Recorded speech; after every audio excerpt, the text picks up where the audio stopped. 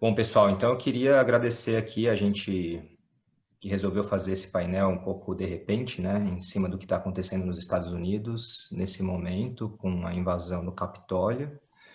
E para todo mundo que está acompanhando a gente aqui no Face, a gente também está tão informado quanto o que está acontecendo no momento, né? A ideia é tentar analisar um pouco as dinâmicas do que está acontecendo, por que está acontecendo isso, e quais os impactos que isso pode ter para os Estados Unidos como Estado e para os países, enfim, do sistema internacional.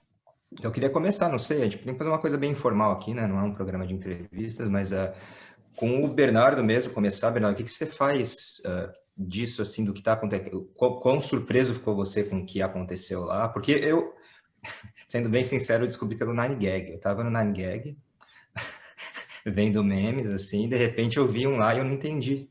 E daí eu fui buscar a notícia e é o que estava.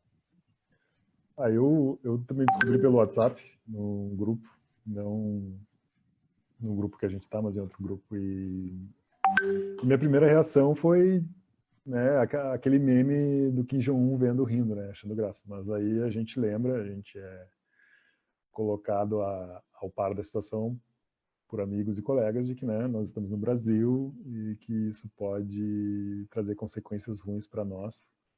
Não que a gente espere coisas positivas dos Estados Unidos, não é isso que eu estou dizendo, mas, enfim, essa onda de extrema-direita tem claros reflexos no governo Bolsonaro, né? Mas eu confesso que eu fiquei surpreso, porque eu achei que depois da eleição, eu acho que ainda tem um pouco de fé, assim, nesses ritos institucionais, e então eu achei que, bom, depois que perdeu e que a Suprema Corte passou, né, o resultado das eleições, isso não ia rolar. Mas, ainda bem que a realidade está aí para desmentir as nossas crenças, e então aconteceu isso. E, de certa forma, até a gente tinha comentado antes, Flávio e Renato, né, de um comentarista que estava passando na RT, ele disse que o Biden fez um discurso dizendo que isso aí não era os Estados Unidos prezava pela democracia, pela paz, e não é verdade, né? A gente tem os Estados Unidos, um país que é um país muito desigual, entre os países desenvolvidos é o mais desigual, e é um país que, até também hoje a gente estava comentando sobre isso, da expansão para o oeste dos Estados Unidos, que foi uma expansão sobre o México e sobre os territórios indígenas, que está um país que é assentado no sangue de negros e sangue de indígenas, que teve uma segregação do estilo apartheid, formalmente até 1964, e que perdura. E hoje as bandeiras que a gente vê na Casa Branca são bandeiras confederadas, são bandeiras da supremacia branca. Então, de certa maneira, principalmente nesse ethos que toma conta, esse ethos antiglobalista, digamos assim, para usar o termo deles, de uma extrema-direita supostamente anti-status quo, isso não é tão surpreendente, né? Principalmente no país dos Estados Unidos e no governo como o Trump. Primeiro lugar para começar, acho que seria isso, né? E você, Renato, você ficou surpreso também? Como é que você está enxergando isso aí? Flávio, Bernardo, cara, eu já estava até num ritmo de férias. Para falar a verdade, eu já estava depois. Hoje era um dia que para mim ia passar muito tranquilo, que seria só procedimento, né? Reconhecer a eleição do Biden, tranquilo. De repente, aquela coisa de você deixar a televisão ligada e aparece um break news ali, aí você vai ver que fiquei surpreendido. Como o Bernardo também eu fiquei surpreendido. Porque, na verdade, eu acho que a gente está vendo essa onda do crescimento da supremacia branca. A gente já tinha visto algumas revoltas comentadas pelo próprio Trump anteriormente, né? Só que eu ainda achava, né, que essas instituições que eles defendem tanto, que a gente viu na época que o Al Gore acabou nem questionando mais profundamente aquela eleição dele, que em tese ele teria ganho do Bush e tal. Então, existe uma mítica, né, de que os americanos tendem a preservar as suas instituições, apesar de que o Trump tem colocado em xeque isso, pelo menos no ano passado inteiro, né, questionando a própria legitimidade deles, né. Mas eu não imaginei, sinceramente, que ele fosse fomentar esse tipo de revolta ou esse tipo de rebelião, sei lá como que a gente vai tratar isso, né? Porque, inclusive, eu acho que até os próprios americanos não esperavam dessa maneira, né? Porque, pelo menos os relatos que a gente tem visto, parece que tinha 20 pessoas, seguranças ali no Capitólio para cuidar de algo assim que é normal, né? 20 pessoas, eu acho que aquela segurança que não é para reprimir ninguém, né? Mas, ao mesmo tempo, me assusta, porque parece muito bem orquestrado, né? Enquanto o Trump faz um discurso ali na Casa Branca, ali no Capitólio, existe uma movimentação, parece que foi muito bem arquitetado, né, Bernardo, Flávio? Isso me preocupa, né? Me preocupa porque, pelas falas que vocês disseram logo agora no início, se, eventualmente, aquelas instituições que a gente entendia que já eram mais sedimentadas, elas são fragilizadas assim ao bel prazer do gosto de um presidente que nega a sua derrota, imagina o que isso pode fazer num país como o nosso, né? Então me assusta, cara. Me assusta nesse primeiro momento, me surpreende, e agora é a gente tentar entender como isso vai repercutir nos Estados Unidos e aqui, né, Flávio? Não, e é engraçado, eu acho super importante isso que o Bernardo trouxe, o contexto, a contextualização que levou, né, histórica a esses tipos de movimento, né? Então a gente tem um percurso aí da história norte-americana que é mascarado pela essa ideia de excepcionalismo, né?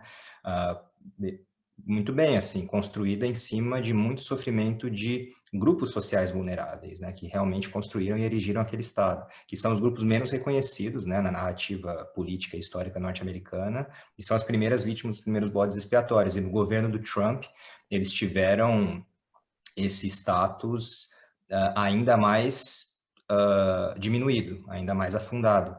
E é engraçado, né, ver como é que se joga, né? Porque embora você tenha esses grupos que são historicamente perseguidos, historicamente diminuídos, eles são colocados nessa nova narrativa da alt-right como os que perpetram determinados crimes, né? Então você faz com que esse outro lado, que é o lado que durante toda a história, de certa forma, dominou a narrativa política, sociopolítica e econômica, se veja agora como perseguido, né? Lógico que isso não é novo, né? Isso acontece em vários lugares, né? Aqui na Alemanha aconteceu também nos anos 20 e 30, né? Você inverte a lógica, né? Na verdade, é aquele que é perseguido que persegue, é aquele que é dominado que domina. E você consegue, dessa forma, regimentar aqueles grupos que ou têm má fé ou não compreendem realmente como é que funcionam esses processos. E a gente está vivendo, né, faz uns anos aí, nesse surgimento e desenvolvimento de teorias da conspiração. Eu acho que um percurso muito problemático, né? E a gente sabe de todos os problemas imensos que a democracia, ou para quem é mais crítico, a democracia norte-americana tem, mas eu tenho um certo receio também, simbolicamente, do que isso significa, porque mesmo que isso não resulte em nada do ponto de vista imediato, né, do Biden não ser empossado, mas simbolicamente, o que significa isso? Né, você tem um grupo representante, ainda que seja uma parcela pequena, a gente sabe que, lógico, não são todos os americanos, um grupo representante de uma parcela majoritária étnica dos Estados Unidos, né, entrando no Capitólio em cima de teorias da conspiração, em cima do questionamento das regras democráticas, e é assim que começa um movimento, ou alguns movimentos mais tendentes ainda ao autoritarismo, né? Acho que é legal a gente se dar conta também. A gente viu o Trump, depois que tudo aconteceu, fazer um discurso que, olha, vamos para casa, né, acabou, não. Enfim. Só que na mesma manhã ele já tinha dado um discurso dizendo que a eleição tinha sido uma farsa, etc. Aí depois, né, que tudo acontece, ele diz ainda que eu amo muito todo mundo que estava ali, etc. Amo muito vocês, meio que um agradecimento, né? Depois mandando ir para casa. E aí, se a gente vê também os outros tipos de discursos que ele fez com relação aos protestos do Black Lives Matter, a gente vai ver que é bem diferente, né? Quando a gente tem, por exemplo, no Black Lives Matter, caos atropelando negros, gente sendo morta a tiros, e ele dizendo que os dois lados estavam errados, e agora, basicamente, não falou que nenhum lado estava errado, só disse que, né, é para ir para casa, chega. E ainda que vamos vamos dizer aí que não é o Trump não orquestrou isso, mas enfim, isso diretamente, mas é uma possibilidade de golpe de Estado. A gente não sabe como a Suprema Corte vai se comportar, a gente não sabe como isso vai adiante, né? A gente tem uma Suprema Corte com a maioria de juízes, em tese, pró-trumpistas, né? E ele também nomeou a maioria dos juízes de segunda instância. Ele nomeou mais juízes de segunda instância do que o Obama nomeou em 8 anos, né? Ele nomeou em 4 anos mais.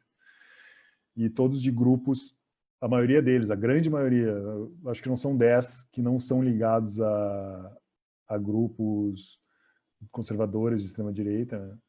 A maioria desses juízes. Então, a gente tem um cenário aí se desenhando. Se isso for judicializado e tem sido a tendência na política mundial dos países capitalistas, no caso do Brasil, etc., acho que a gente pode ver uma coisa bem ruim acontecendo, né? É bem perigoso. E outra coisa que eu ia dizer, o Renato falou dessa mítica das instituições, que é o soft power que nos é passado, né? De que os Estados Unidos, de fato, são guardiões da democracia. E eu vi gente falando que isso mostra que as instituições não estão preparadas para lidar com a extrema-direita. Mas a extrema-direita faz parte dessas instituições, né? Tem setores lá confederados, setores da supremacia branca que estão aí na extrema-direita. O que é polícia? Mas tem policial negro, sim. Eles deixam de matar negros por isso, né? Se é apenas uma questão de identidade, não estou dizendo que não é importante, mas se é apenas uma questão de identidade, a polícia não mataria pretos. No caso do Brasil também, a maioria da polícia é negra, sem dúvida. E então, assim como na Alemanha, né, Flávio, houve uma cota para nazistas depois, com a formação da República Federal Alemã, 20% tinha que ser galera que fazia parte da burocracia até 1945, ou seja... Apaziguar, é assim que se apazigua, pessoal, né? E aí, então, não é surpresa que a polícia não atire tanto nessa galera que protesta aí de extrema-direita, né? Isso aí não surpreende, isso aí de fato não surpreende, né? Se chegassem... É só a gente ver como foi o Black Lives Matter, em que essa mesma galera que está entrando hoje no Capitólio estava protegendo, né? Mas tem uma coisa que me preocupa agora, enquanto vocês estavam falando, me preocupava assim, pelo seguinte, que os Estados Unidos é um país cindido, isso historicamente a gente vê, né? Mesmo as lutas dos direitos civis, né? Momentos em que os próprios Black Panthers eles questionaram que uma América negra e tal, só que sempre havia aquele discurso mainstream de vamos criar uma América só. Eu acho que o Trump ele entra na contramão disso e assume realmente essa cisão dos Estados Unidos, fomentando esses grupos, né? E agora o risco, talvez, e a preocupação que eu vejo é que, assim, será que, então, agora vamos assumir que o Trump é o presidente que está... O Bernardo também eu fiquei surpreendido. Porque, na verdade, eu acho que a gente está vendo essa onda, e a preocupação... Desculpa, tá um som que entrou de algum lugar aqui. Eu acho que talvez do Bernardo esteja vindo um som, não sei. Não, desculpa, eu vou só retomar aqui. A minha preocupação agora é realmente com o que fazer com o Trump depois disso, cara. Porque se, eventualmente, o Trump ele for... que a gente está vendo, né? O Bernardo comentou, e ele está fomentando isso o tempo todo. Então, ele está fomentando uma cisão, ele fomentou essa invasão ao Capitólio, mesmo que ele falava calma. Então, acabar desse processo, mesmo que o Biden assuma, né, a presidência, o que fazer com ele? Vai ser aquele perdão igual fizeram com o Nixon, né? Não foi nada, tal. Ou então o Nixon perdoa depois o que, aliás, na verdade, o que veio depois dele é o Johnson, né? Que perdoou tudo que tinha acontecido antes. Agora, se perdoar tudo que o Trump fez, então isso é você fortalecer essa extrema-direita dentro dos Estados Unidos, é dizer que cada vez mais pode tudo, né? Eu acho que esse ato de hoje foi um ato assim que me preocupou, não que eu fique assim idolatrando a estrutura estadunidense, mas eles criam uma aura em torno desses presidentes de forma que os caras eles seriam a reserva moral da estrutura. E o que o Trump está fazendo é justamente subverter tudo isso, né? Ele está fomentando a divisão, ele está fomentando a destruição, das instituições. E eu tenho dúvidas se, quando o Biden assumir, ele vai encarar um embate com o Trump. Porque também, se ele não fizer isso, ele vai fortalecer o Trump. O Trump vai continuar fazendo esse tipo de campanha para que na próxima eleição ele venha mais forte. Então, essas preocupações que começaram a pairar. E, evidente, tudo isso reflete aqui, né, gente? Não dá... Né? A gente tem um presidente que é um cara que fica vendo o que acontece lá para fazer aqui. Eu já estava imaginando, em 2022, ele perdendo a eleição, já põe a população para invadir lá. Brasília vai ser tomada. Então, isso me assusta, gente. E perdendo as eleições, ou ganhando, né? Isso que é interessante, você já prepara o terreno, a gente estava conversando sobre isso um pouco antes de começar aqui, né, Bernardo e Renato? Tipo, você já prepara o terreno para uma eventualidade de contestação, né? Você vai contestar. E é engraçado que, por exemplo, o Trump fez isso e no Brasil foi feito isso também, né? O Trump falou que mesmo que ele tenha ganhado as eleições, ele recebeu muito mais votos do que alega-se que ele recebeu. No Brasil, com certeza é o mesmo tipo de discurso, ou talvez agora com as contestações das urnas eletrônicas, né? Como sendo um mecanismo duvidoso. Então, eu acho que abre um precedente muito grande. Lógico, para os Estados Unidos mesmo, o que está acontecendo já é muito problemático. Agora, como exemplo, o que isso pode significar para outros líderes, que é extremamente complicado, né? Preocupante, como o Renato falou. E, assim, Unidos, positiva e negativamente, a história deles em relação a essa tentativa de construir uma nação distinta, uma nação que se destaca, mas muito na negação dos problemas estruturais dessa sociedade, né? Eu acho que um dos principais problemas estruturais que é instrumentalizado por boa parte da elite política conservadora dos Estados Unidos é justamente essas divisões às quais o Bernardo aludiu no começo, né? Separações de cunho étnico, social, negar que na história dos Estados Unidos você teve essa exploração, que você teve essa violência, ou falar que isso não é tão importante assim, ou falar que ficou no passado. Então, geralmente, você não tem muito espaço de manobra, né? Ainda assim, é um grande experimento. Eu acompanho muito a PBS, que é uma rede pública dos Estados Unidos para as notícias aqui. Eles estavam fazendo uma cobertura agora em tempo real, né? E o que eles continuam falando, e é muito engraçado, né, ouvir isso desses repórteres, que em tese são repórteres progressistas para os padrões norte-americanos, esse grande experimento não pode dar errado, esse grande experimento que é a América não pode dar errado. Quer dizer, ainda assim você tem, né, uma ladainha que torna pecado, ainda que você seja, entre aspas, progressista, falar dos grandes componentes aqui dos Estados Unidos sociopolíticos, e componentes ideológicos estruturais, né? Dentre eles a segregação, o racismo, as diferenças sociais violentas e a cada vez maior concentração também de poder e de renda, que nesses últimos anos piorou ainda mais. Cara, eu acho que eu acho que o Bernardo tinha falado também do soft power, cara.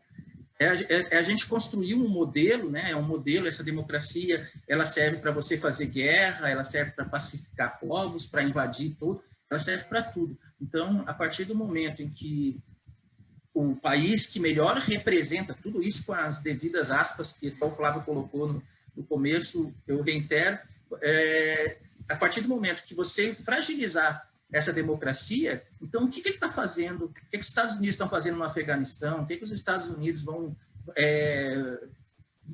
se legitimar para atuar internacionalmente como grande xerife, né? Então, é muito preocupante. Veja, não estou preocupado com o status quo dos Estados Unidos, mas é preocupante quando você pensa uma situação como essa, porque você vai destruir eu vejo como a grande mentira que foi criada para sustentar esse sistema internacional e a forma com que se atua, né? Estão vendo que os Estados Unidos, de fato, não tem uma democracia, que essas diferenças internas elas são assim muito mais radicais do que muitos países, como o nosso, talvez, as diferenças socioeconômicas. Aí a gente vai descortinar, e quando você despe os Estados Unidos, a gente vê que a situação é muito mais complicada, né?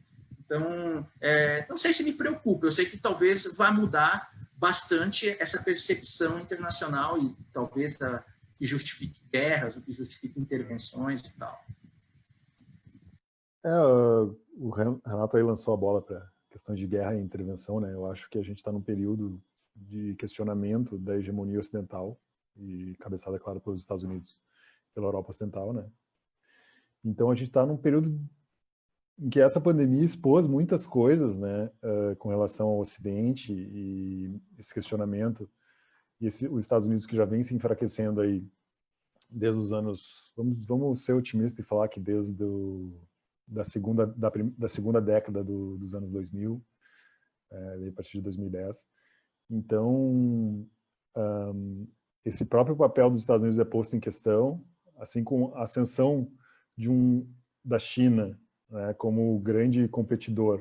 Não que faça frente absoluta, e acho que fazem alguns setores, que é no caso da tecnologia do 5G, aí, mas que foi a grande solução para a crise do capitalismo dos anos 70 e 80, que é a China se industrializando e podendo vender produtos baratos para os Estados Unidos, aumentando o poder de compra, né, dos americanos sem aumentar o salário e deixando a renda ainda mais igual.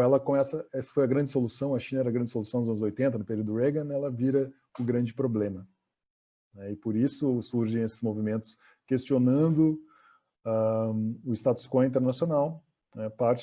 Os Estados Unidos agora não tem mais a mesma facilidade que tinha, principalmente a partir dos anos 90, naquela belle époque neoliberal, com o fim da União Soviética, de sustentar as suas grandes companhias e o sistema capitalista mundial. Isso está começando a ser colocado em xeque. Não estou dizendo que isso vai acabar, mas a gente pode ver, quem sabe, daqui a alguns anos, uma nova maneira de os Estados Unidos retomar sua hegemonia, e isso implica, sim, uma maior pressão no seu território conquistado, que é a América Latina, né? Então, os Estados Unidos têm 80 bases na América Latina. A América Latina não tem 80 países, e essas bases não estão ali para garantir segurança, estão ali para garantir a hegemonia, né? E elas podem ser usadas a qualquer momento. São essas implicações externas realmente que talvez seja mais difícil de fazer agora, né, do que está acontecendo no momento no Capitólio, mas se a gente pensar que um apoio à presidência ao modelo Trump de governar, isso pode cindir também a política norte-americana e aumentar essa polarização. E o risco de um aumento da polarização num estado que é potência é que as intervenções externas podem, por causa disso mesmo, essa polarização em casa, se acentuarem, né, justamente para obliterar problemas que estão acontecendo. Coincidentemente, ontem eu reassisti a última temporada de House of Cards. Foi realmente uma grande coincidência, né? Enfim, né, maratonar o que resta na pandemia. Daí eu estava vendo e, de novo, assim, muita coincidência com o que aconteceu hoje, mas eu acho que tem alguns pontos importantes que você tem no seriado, mas que você consegue ver nisso também. O quanto que essa ligação entre política interna polarizada e uma intervenção maior, muitas vezes pode ser verificada, né? Mas eu acho que é interessante a gente ler aqui umas perguntas que a gente recebeu, a gente pode comentar em cima. Tem uma pergunta primeiro a Flávia, né, que fala, Flávia Sayane, fala na fé, no destino manifesto, de fato, né, isso segue nos Estados Unidos, né, eu acho que é um dos mitos fundadores dos Estados Unidos aí também, que traz essa ideia de excepcionalidade. E a gente podia, além de comentar um pouco no destino manifesto que a Flávia trouxe, o que o João Carlos Mariano pergunta aqui. Que se o que está acontecendo implicaria e teria maior vulnerabilidade na securitização do Estado, ou a securitização norte-americana é intacta demais, pois o que está acontecendo é inédito e assustador, e assim, enfatizando uma brecha, a soberania do Estado no sistema internacional será ainda tão forte? João, eu não sei exatamente,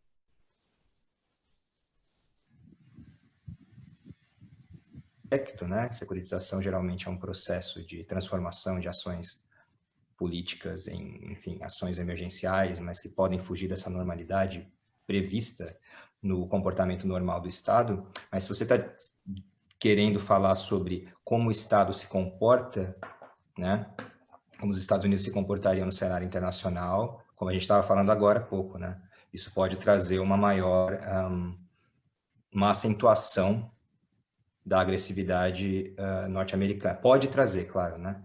Por causa dessa polarização interna. Não sei o que o Renato e o Bernardo pensam disso. Eu acho, Flávio, Mariano perguntou para a gente aqui, eu acho que a questão é assim, o Trump, ele não, dificilmente ele teria um apoio das Forças Armadas para dar um golpe. Eu não consigo visualizar isso, cara. Eu não consigo ainda imaginar que ele, com o discurso que ele tem, que ele não conseguiu a legitimidade ou a legitimação dessa suposta fraude, ele conseguiria trazer Forças Armadas e generais para apoiá-lo num golpe. Então, na bem da verdade, eu acho que o que ele faz, ele fragiliza em termos, né, esse sistema estadunidense, né? Porque, de alguma maneira, se não foi hoje a ratificação do Biden como presidente, vai ser amanhã, vai ser depois. Eles até me parecem que eles ainda estavam reunidos, aguardando o momento para voltar e ratificar, né? Mas se não for isso, eu acho que dificilmente a gente vai ter uma intervenção militar. Os Estados Unidos não tem uma história de um golpe.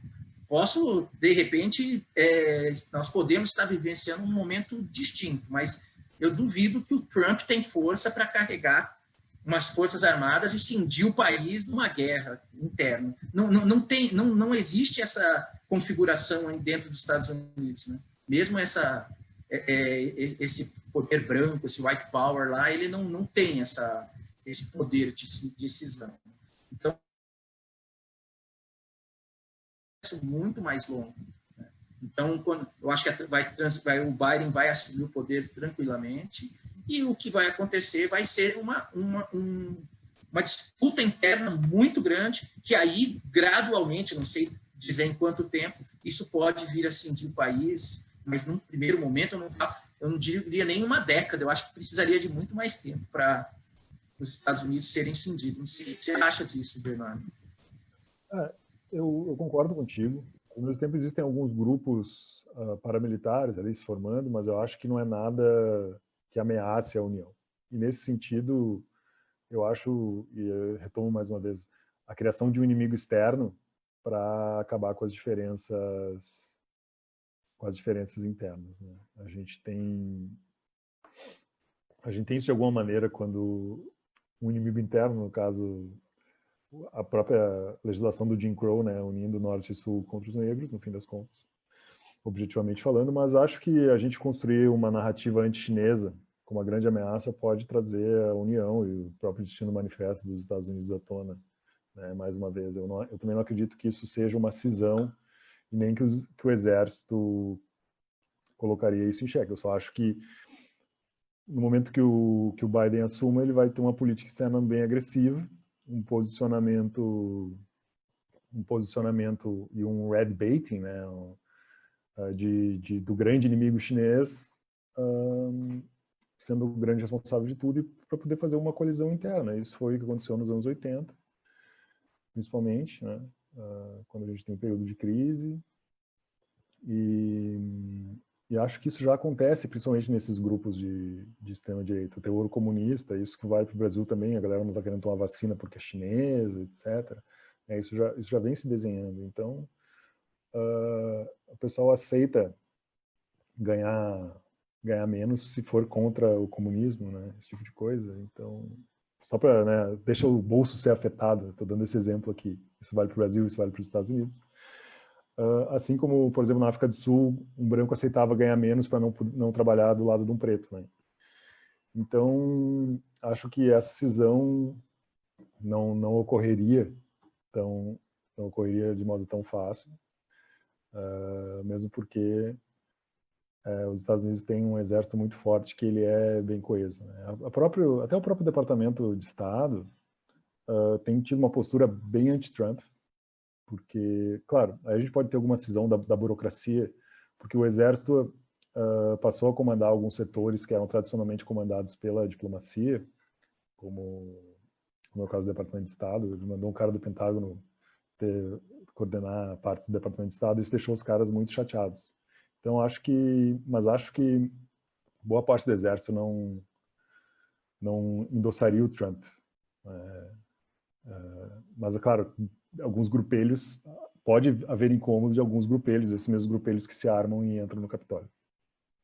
Eu acho que seja páreo para uma Guarda Nacional ou para o Exército dos Estados Unidos.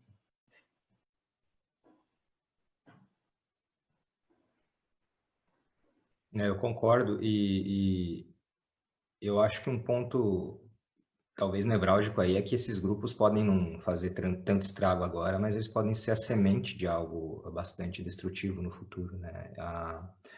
Mas eu acho que, de novo, é importante a gente colocar isso numa perspectiva histórica, pensando aqui no que a Júlia perguntou, ela perguntou, os Estados Unidos já tiveram vindo internamente. Júlia, assim, eu tento não problematizar muito, que eu acho que é um saco, né? Que a gente de RI faz sempre, mas tem hora que a gente tem que dar um passo para trás, assim, pensar, pô, primeiro, será que existe essa democracia norte-americana e quão democrático realmente é esse sistema? Né? Lógico, se a gente fizer um comparativo, vai ser mais democrático que outros lugares, que vários outros lugares no mundo. Mas, historicamente, eu não consigo ver a história dos Estados Unidos como uma história democrática quando você vai ter até boa parte do século XX os negros não podendo votar. Você tem uma grande parte da população, como você tinha nos Estados Unidos, que não podiam votar, né?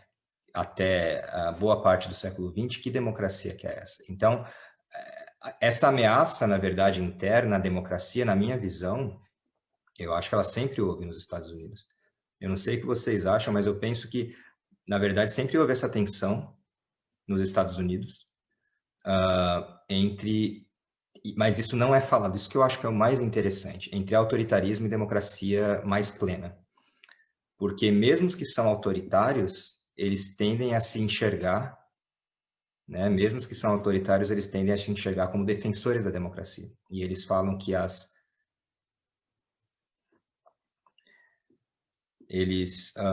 não sei se está cortando a minha internet, tá, gente? Só para avisar que não está muito boa aqui, mas eles tendem, esse pessoal que é mais autoritário e mais segregacionista, eles tendem a se portar como defensores desse experimento americano, que é um experimento democrático. Então, a democracia, ela vira uma deusa nos Estados Unidos, que poucos americanos, de fato, sabem, não poucos, tá? Mas muitos não sabem definir o que, de fato, seria uma democracia real, né? Com plena participação, plena conferência de direitos e etc. Então, eu não sei, eu nunca vi os Estados Unidos como uma democracia muito próxima da perfeição. Eu acho que vão haver comparações. E essa eu quero fazer uma previsão que eu acho que isso realmente vai acontecer. Vão comparar essa invasão ao Capitólio ao movimento dos direitos civis em 1960, na década de 60. Quando encheram de gente, né, lá na frente. Lá no, como é que é mesmo? Bom, na frente do obelisco lá, eu não lembro o nome do monumento, enfim. Mas... Memorial. Era o Memorial Lincoln, né? Freedom Memorial. E, enfim, aí vão fazer essa comparação, provavelmente. Em algum sentido, grupos achavam que a democracia estava ameaçada naquele período. A gente pode não, lá também houve uma manifestação. Claro que era ameaçado por um progressismo, que a gente está sendo ameaçado a gente não, os Estados Unidos estão sendo ameaçados pela extrema-direita. E acho que o que aconteceu foi paulatinamente, de fato, uma maior democratização, né? Principalmente a partir dos anos 70, direitos civis. O Flávio falou muito bem que, de fato, os negros não votavam nos Estados Unidos, tinha uma divisão explícita. A escravização depois dos negros de imigrantes chineses. Então, podemos dizer que, de alguma maneira, sim, as instituições já foram ameaçadas, a gente pode dizer em 68, mas a democracia... Eu acho que a Júlia quis dizer isso realmente, talvez muito mais pelas instituições, né? Acho que, de certa maneira, sim, já houve pressão sobre elas, né, que teve algum efeito diferente, mas de uma maneira... que dá pra gente falar? A extrema-direita pressionando é muito mais uma volta às origens do que uma ameaça ao sistema americano. Né? Eles têm a bandeira dos confederados, eles defendem os Estados Unidos que já foi. Só que esses Estados Unidos que já foi é realmente racista e elitista, materialmente falando, não é um resgate mítico como foi Mussolini, que dizia que ia construir uma nova Roma, né, que a Roma seria... Não é mítico, ele é material, ele realmente existiu. E ele é próximo. Eu acho que isso agora, não que tenha a ver com a pergunta, mas acho que eu me dei conta um pouco disso agora. Então, não é uma ameaça, mas sim uma volta ao que já foi, né? Claro que, vamos dizer, aquela época era muito melhor, e de fato era muito melhor para algumas elites, eu acho. Só que essa galera que protesta, ela acha que faz parte de uma elite que ela não faz. A grande elite multinacional e capitalista americana ela não está se declarando, claro, né? Claro que ela endossou o Trump, principalmente nas primeiras campanhas, mas enfim, não acho que isso seja uma ameaça à democracia, né? Concordo com o Flávio que ela nunca houve de fato, assim. Foi uma coisa que surgiu, digamos que pode ter uma bela época digamos assim, até do final dos anos 60 até os anos 80, né, quando a gente começa já a ter uma maior desigualdade social, e, enfim, né, e hoje em dia, sem um grande inimigo socialista que a gente teve ao longo do século XX, a gente pode ter uma taxa de exploração muito grande no próprio centro capitalista, e isso acontece nos Estados Unidos claramente, a partir dos anos 80, esse tipo de coisa. Mas eu acho ainda, Bernardo, que talvez até essa tal dessa Belle Époque, ela sofreu até um abalo com o caso do Watergate, né? Que aí você tem aquela preocupação sobre qual é o tamanho do poder de um presidente, né? Então, se a gente está falando de instituições, até onde ele pode intervir. Só que ainda assim, depois tiveram aqueles arranjos internos que conseguiram falar, ó, presidente também não pode tudo. Alguns vão atribuir isso também ao outro poder da mídia e tal. A gente está divagando já estou saindo um pouquinho, mas eu acho que até essa Belle Époque, ela sofre algumas pressões, a própria pressão dos movimentos contra o Vietnã, que também questionavam a participação dos Estados Unidos, né? Então, é uma pressão mais intensa, né, Bernardo? Eu acho que tu lembrou de um ponto muito importante, Anata, agora, nessa questão de democracia ameaçada, e eu acho que a gente pode, agora, não ir tão longe, mas ir para o 11 de setembro. Né? Quando juristas, adeptos da teoria do direito do poder unitário do presidente, o que eles dizem? Eles dizem que, na verdade, o que vale é o poder do presidente. O presidente não tem que estar sujeito a desígnios de burocratas que não foram eleitos. Então, a vontade do presidente seria muito mais democrática do que a das instituições em si. Quem era adepto disso era o Bush, o Dick Cheney. O Dick Cheney pressionou muito para isso, e o Trump. Inclusive, muitos dos juízes que ele nomeou são dessa corrente, e também são da corrente... Como é que era o nome? Mas, enfim, é uma corrente que diz que a Constituição preza pela literalidade da Constituição. Então, num papel que foi feito no século XVIII, na Constituição americana, vai dizer que, olha, pode existir aborto? Olha, aqui não diz, então não pode, né?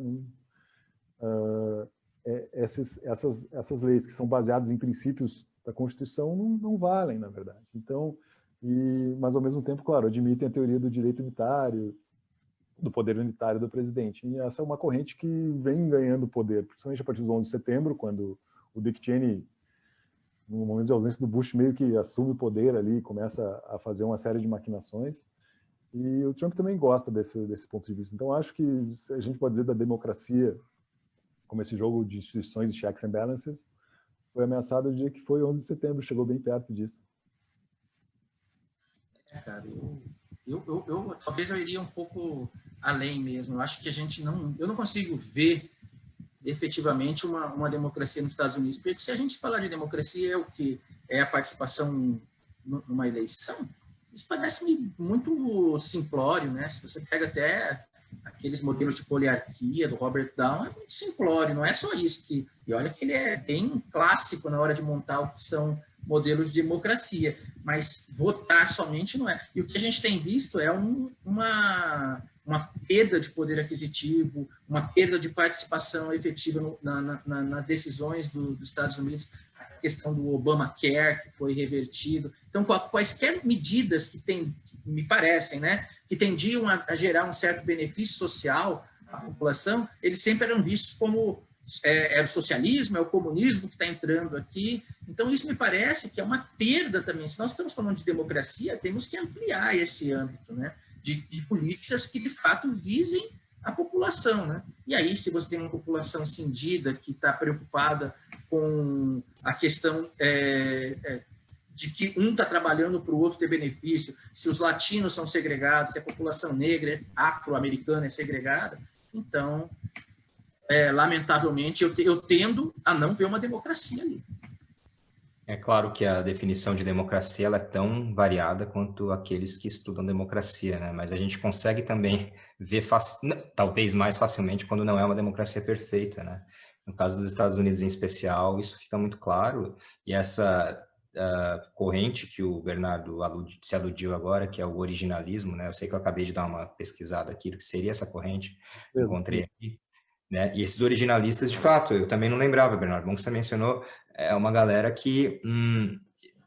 eu entendo o que você falou, né? Que você trouxe aqui de pensar esses tempos de vacas gordas,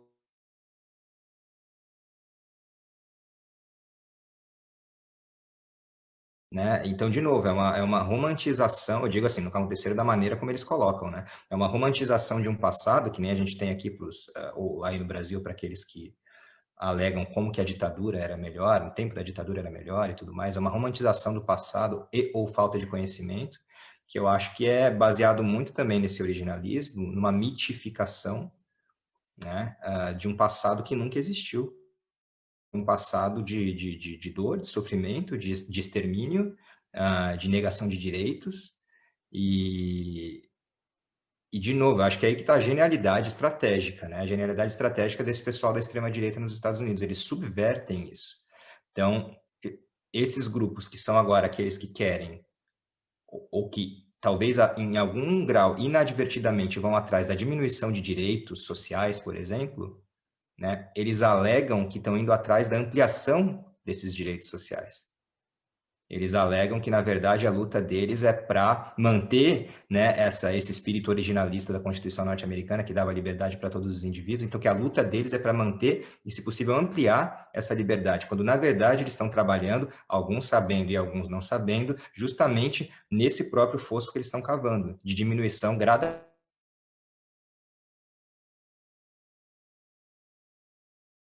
Talvez uma tragédia narrativa mesmo, a parte mais cruel desse tipo de movimentos. Vai ter os Proud Boys nos Estados Unidos, né, por exemplo, ou os movimentos de supremacia branca de maneira geral, fazendo justamente o contrário do que, em tese, eles alegam estar fazendo, né?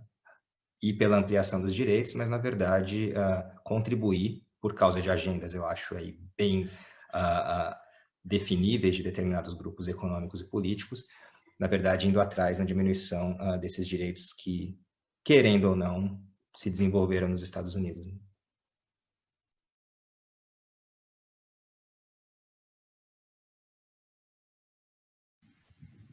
Cara, eu acho que eu concordo contigo, cara. Eu acho que a gente está no momento, a gente não, eu acho que os estadunidenses eles estão num momento de checkmate, cara. Eles estão ali, na verdade, eles estão em xeque. Eles estão em xeque com alguns valores, eles têm que revisar toda até a questão do Destino Manifesto, que foi um mito muito bem construído, mas que cada vez mais está sendo difícil até para alguns grupos acreditarem, né? Essa coisa de um povo escolhido, de uma nação que tem que levar os seus valores. Isso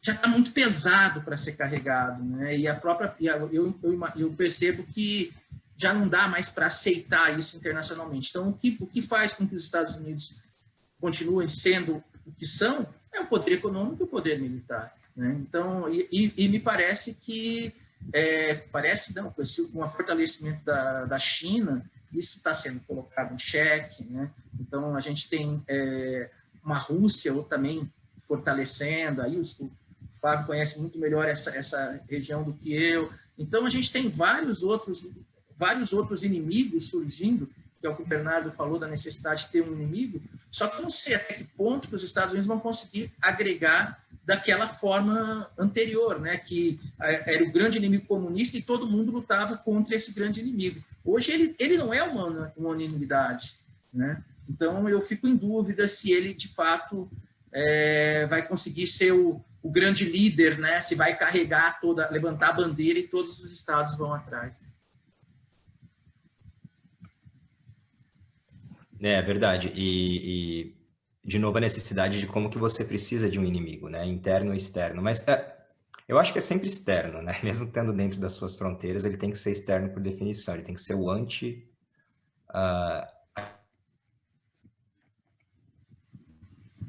esse inimigo, por exemplo, sendo, né, os negros no sul dos Estados Unidos durante o período da reconstrução, né, sendo os muçulmanos depois do 11 de setembro, ou agora os imigrantes, né, de maneira geral, né, a horda centro-americana, como o Trump costumava falar, né, eles podem estar dentro ou fora, mas eles têm que ser identitariamente separáveis e essa identidade, ela também é manipulada, né? Que a gente costuma entender também que existe uma identidade norte-americana. Não existe uma identidade americana, existem dezenas, talvez centenas de identidades de grupos norte-americanos, como qualquer país complexo tem, mas você precisa ter uma narrativa dita e não dita do que é a identidade norte-americana. E eu acho que disso eles não conseguem se dissociar. Você pode ter NBA, você pode ter rap, você pode ter hip hop, você pode ter negros na mídia, por exemplo, usando só o caso dos afro-americanos, mas ainda assim, para mim, a essência do que é ser americano, pensando no arquétipo do que é tipicamente americano ou norte-americano, ainda é o branco de classe média protestante. Disso é muito difícil escapar. E eu acho que esse tipo de identidade serve muito bem para os interesses de determinadas lideranças, porque... E aí volta naquilo que o Bernardo acho que estava falando, né? O mito do originalismo. A galera que defende o originalismo da Constituição é etnicamente homogênea. A galera que defende esse retorno às raízes, né, daquele tempo que foi bom é étnica e socialmente, de certa forma, mais homogênea, né? E são os grupos também que são os mais manipulados nesse aspecto. Então, me impressiona muito como que é difícil sair desse discurso, né? Um país plural, né? Eles falam esse melting pot, né? Esse caldeirão norte-americano de etnias e religiões, etc., mas a essência norte-americana, para mim, ela ainda é muito definida para um determinado grupo étnico e social. Eu acho que quando isso é inflado no discurso, esse grupo está sendo atacado agora e perdendo seus direitos, você vê o que a gente viu agora lá em Washington, no Capitólio. Mas digo mais, Flávio, eu acho que é muito importante tu falar desse arquétipo que do branco de classe média, protestante, suburbano, que acha que está perdendo direitos, e de fato ele está perdendo direitos, porque esse modo de vida que a gente vê nos Simpsons, né, até saiu um artigo assim esses dias, ele não é mais possível dentro da lógica da economia norte-americana. Agora é um homem endividado, um homem que hipotecou a casa e foi despejado, enfim, com salário baixo, que trabalha em aplicativos, né? Que agora não pode mais trabalhar só ele, ficar a mulher em casa com as crianças. Essa lógica suburbana do American Way of Life não existe mais. Então a gente tem um descontentamento de setores médios e que numa falta e num vácuo de poder da esquerda e mesmo do progressismo, porque os próprios democratas também foram junto com o neoliberalismo, né? Também adotaram várias das políticas, fazendo melhoras muito pequenas. No caso do Obama, tem mais empregos, mas com salários bem piores do que antes da crise, etc. É um prato cheio para a extrema direita, né? Num país que nunca houve não houve um grande movimento de esquerdas organizado, ou mesmo movimento comunista, principalmente a partir dos anos 30. Não houve mais isso nos Estados Unidos. Então, esse próprio arquétipo, de fato, está em crise, de fato, estão reclamando, e na correlação de forças americanas vai para a extrema-direita. O Rodrigo colocou aqui nas perguntas também, o Rodrigo Nogueira, eu leio uma afirmação, tá? Não sei se é uma pergunta, mas vou ler como afirmação aqui. Veremos um governo mais agressivo, principalmente em relação à América Latina. Aí eu acho o máximo, porque é muito engraçado como essa grande discussão sobre se um governo republicano ou democrata é melhor, né? É melhor para quem, né? E para que estado e para que povo.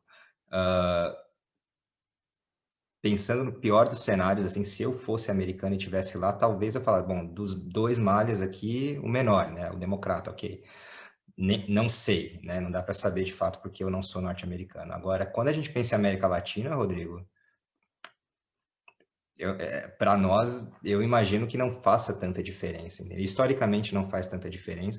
E se a gente parar para pensar em alguns momentos históricos, para nós é até menos ruim ter um governo republicano na presidência, pensando aqui no intervencionismo. Mas isso depende de muitos fatores também, né? Claro, não dá para você colocar, eu imagino pelo menos, né? Que não dá para colocar isso como uma tendência geral, né? Os republicanos tendem a interferir menos na América. Eu acho que depende muito do momento histórico.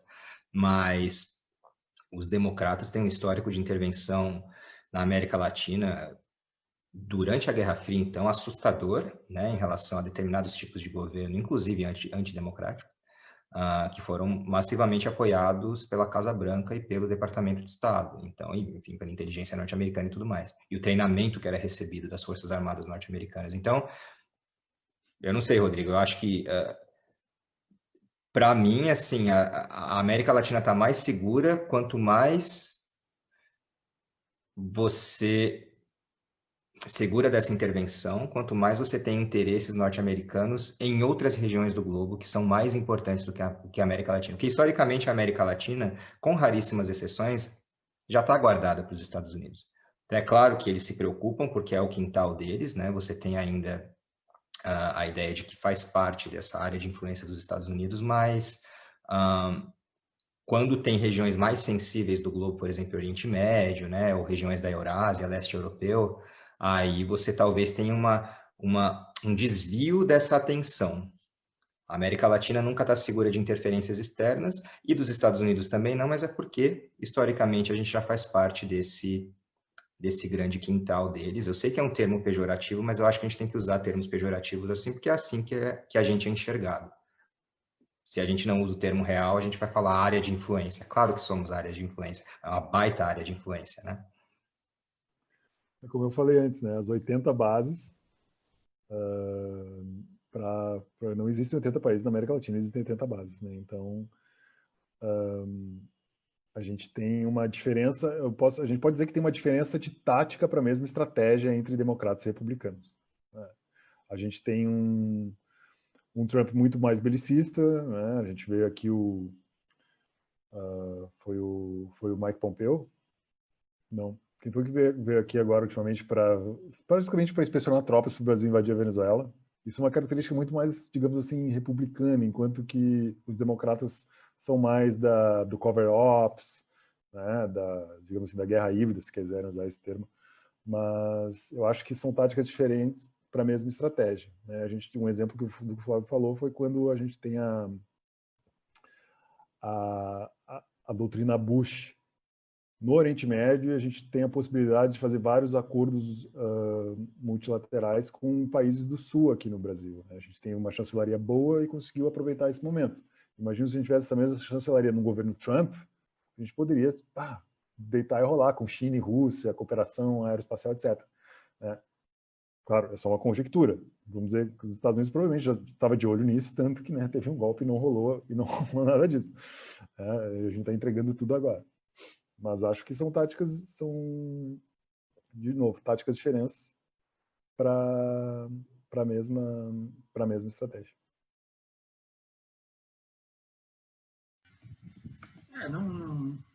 Vocês completaram tudo isso, cara.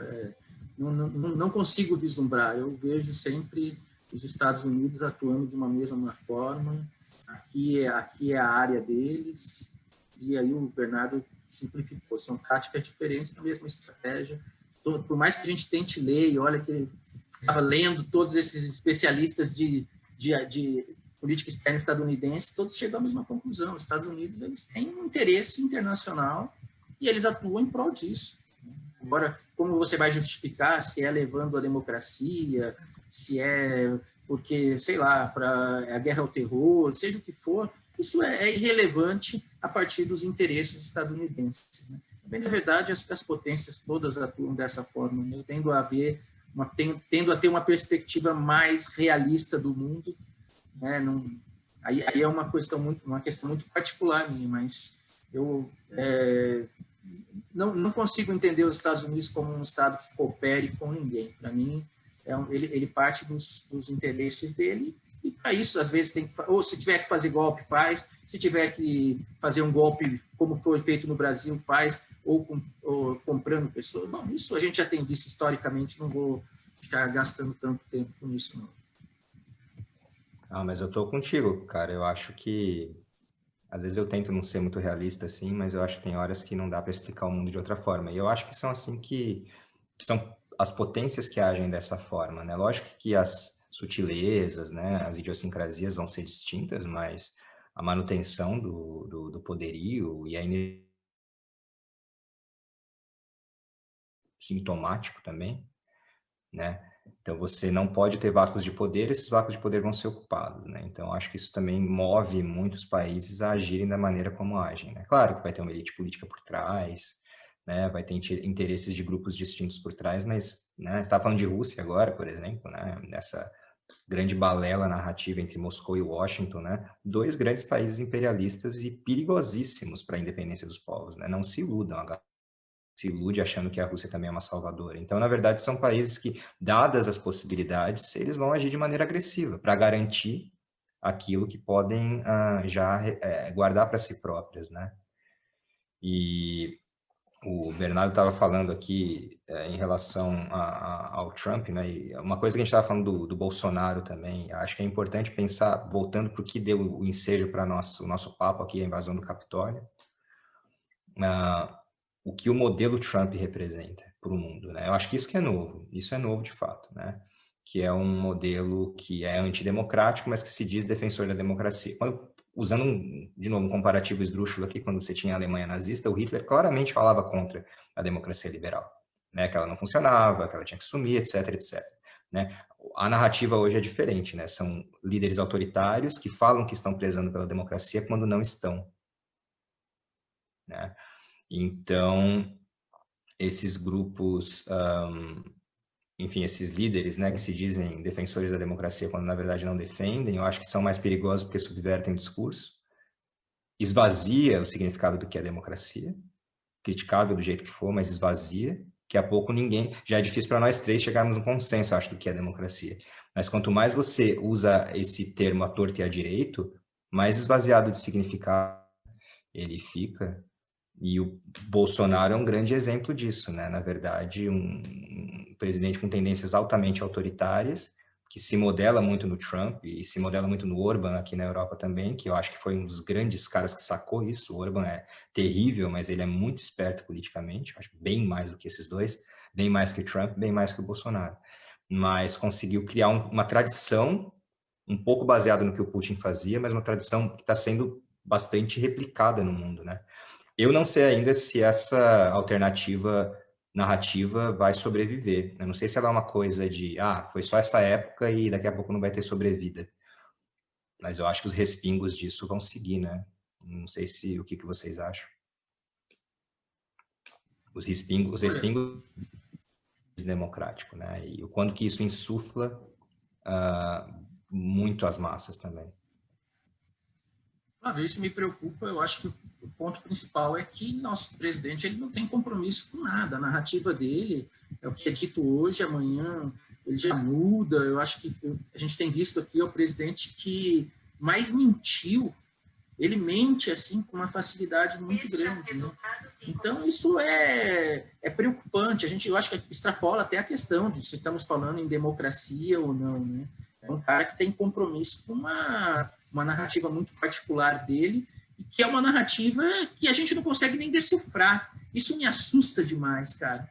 Me assusta porque mesmo o Trump, ele tinha, né? Ele ainda que ele tem uma visão de democracia meio deturpada, mas ele tratava essa questão como democracia. Me parece que o Bolsonaro pouco está preocupado com democracia, com nada. Ele está preocupado com os interesses e os valores que ele defende, né? Então, para isso, eu acho que ele lança mão de qualquer coisa.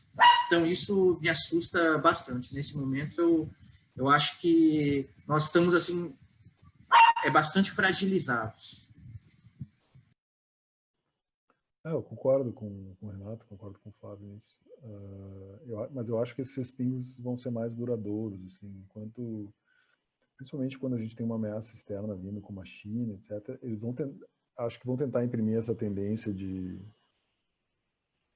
para esse inimigo, o grande inimigo externo, tanto no caso brasileiro, né? Mais uma vez, as pessoas não querem nem sequer tomar vacina, né? Enfim, um individualismo extremo, etc.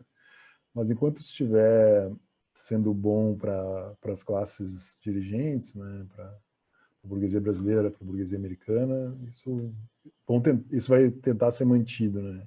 Ainda que às vezes queiram colocar cores diferentes, por exemplo, não vai ser um Bolsonaro, mas vai ser um Luciano Huck, que vai fazer exatamente as mesmas políticas econômicas, só que vai dizer que se importa mais, né? Claro que talvez com uma retórica mais inclusiva, mas com os mesmos efeitos objetivos. Então, acho que o grosso disso continua, né? Talvez com menos discurso de ódio, que é o caso do Bolsonaro, mas acho que isso tende a continuar enquanto os grupos progressistas ainda, sei lá, tipo, a principal força progressista do Brasil, que era o PT, não se coloca, não sabe para onde vai, então acho que como não existe vácuo de poder, quem toma isso, né? Para onde é que vai isso? Se a gente vai tirando o Estado, vai colocando o mercado, quem é que presta contas? O mercado presta contas a quem? Né? Então acho que um futuro obscuro nos espera. E eu acho que esses pensamentos, está fechando aqui agora, né? Pegamos até no fim a pergunta do Ângelo, e ele fala, seria possível uma modificação, acho que tem tudo a ver com o que o Bernardo estava falando agora, seria possível uma modificação na política econômica norte-americana em relação à América Latina, principalmente com o Brasil, pelo alinhamento Bolsonaro-Trump com a mudança de governo, né? Eu não vejo, eu não sei se ficou clara a pergunta aqui, né? Seria possível uma modificação na política econômica dos Estados Unidos em relação à América Latina, principalmente com o Brasil, pelo alinhamento Bolsonaro-Trump, com a mudança de governo. Então, porque eu estou entendendo, o Ângelo está perguntando se o Trump saindo vai mudar a política econômica norte-americana em relação à América Latina. Olha, Ângelo, nada ou quase nada. O que talvez, eu acho que tem muito a ver com o que o Bernardo falou, tá? Uma questão discursiva. Por exemplo, vamos voltar a proteger a Amazônia. Vamos voltar a se preocupar com, enfim, direitos de minorias e tudo mais. Não que isso não tenha impacto. Claro que existe algum impacto quando você trabalha ou com um discurso de ódio ou um discurso inclusivo, ainda que ele seja falsamente inclusivo. Econômico Estados Unidos e América Latina permanece, se perpetua. Essa relação Washington e América Latina, na minha visão, não muda, né? É o que a gente estava falando agora. Além do mais, que o Bolsonaro entrega tudo de mão beijada, não tem como tu fazer política. Como é que tu vai fazer política se tu já dá o voto de graça pro cara, entende? Então, tipo, não tem porque os Estados Unidos barganhar com o Brasil, etc. Muito fácil. Já é tudo entregue. Né? E o É protecionista, né, cara? Que para a América Latina ele vai tentar retomar planos de luta contra a corrupção, que é o que foi a Lava Jato, né? Que é esse lawfare, que afetou a Argentina, que afetou a Bolívia, que afetou o Equador, enfim, põe aí seu país latino-americano, Nicarágua, Paraguai. Né? Então, as coisas têm nomes diferentes. O Brasil não se coloca em nenhum momento questionando os Estados Unidos ou tendo poder de barganha contra os Estados Unidos. Né? Então, a política segue a mesma. Os Estados Unidos já contam com o Brasil como território conquistado agora. Tem, né? Não que não contassem, não vamos dizer que não, antes não era. Não. Antes tinha uma certa inflexão que o Brasil podia manobrar. Né? Agora isso não se apresenta. E só um gancho rapidinho, Renato. Dois termos, assim, dois conceitos que eu acho bem críticos, né, para entender tudo isso, que a gente pode criticar também, que é nacionalismo e patriotismo, né? E patriotismo é um dos pontos aqui cruciais que levou o Bolsonaro a ser eleito no Brasil. Patriotismo e nacionalismo você não julga e você não verifica pelo discurso, você verifica pelas ações. De novo, patriotismo, nacionalismo são termos totalmente problematizáveis. Nacionalista ou se chama patriota, não importa o que ele fala, importa o que ele faz. E nesse caso, a gente tem um dos governos mais entreguistas e mais vendidos da nossa história. Ou seja, por definição, o menos nacionalista, um dos menos nacionalistas que a gente teve. Então é sempre bom ficar de olho nas ações, porque o discurso, de fato, ele vai servir para esconder, para deixar de lado realmente, né, dos olhos da opinião pública o que está acontecendo. Cara, e é isso, e por nada, né? Nós entregamos tudo, desde a base de Alcântara até, sei lá, eu acho que aquelas sobretaxações no aço em qualquer momento. Então, o Brasil foi até coisas básicas, né? Americano não precisar de visto para entrar no Brasil. Então, são coisas que colocou o país assim abaixo de tudo, né? Uma submissão total. Isso fez com que tinha coisas que o Trump nem pedia mais, e é muito subserviente, né? Parece aquelas histórias em que você tem um servo que fica sempre de cabeça abaixada, nem olha para o... E a gente viu isso naquela I Love You lá, o famoso I Love You do Bolsonaro, a gente percebeu essa sujeição, essa submissão do Brasil. Acho que a gente nunca tinha visto algo nessa magnitude, né? Então, isso me assusta. Agora que o Biden vai fazer qualquer coisa diferente, olha, eu tenho dúvidas. Se continuar o Trump vai encontrar um outro mestre, né? Porque ele é igual... ele é um servo profissional. Tudo que o cara vai estar lá, ele vai... O que você quer mais? O que você quer mais? E ele vai dando presente até que a pessoa fale, chega, não quero mais nada, não quero você aqui. Lógico que estou criando assim uma coisa meio estereotipada, mas eu penso que os Estados Unidos conquistou muita coisa sem precisar fazer absolutamente nada. Eu acho que ele nem nunca imaginou que seria algo tão simples. Eu acho que, de fato, foi muito fácil, de mão beijada, né, e demonstra uma perda total da soberania que foi conquistada, ou maior soberania que foi conquistada na última década e meia. E daí, era para terminar com a pergunta do Ângelo, mas só uma última pergunta aqui que eu achei interessante da Flávia Sayani. Ela pergunta se o Trump sai do poder, mas o trumpismo permanece? Eu estou querendo passar para o Bernardo, mas eu vou falar rapidinho o que eu penso. Eu acho que sim, Flávio.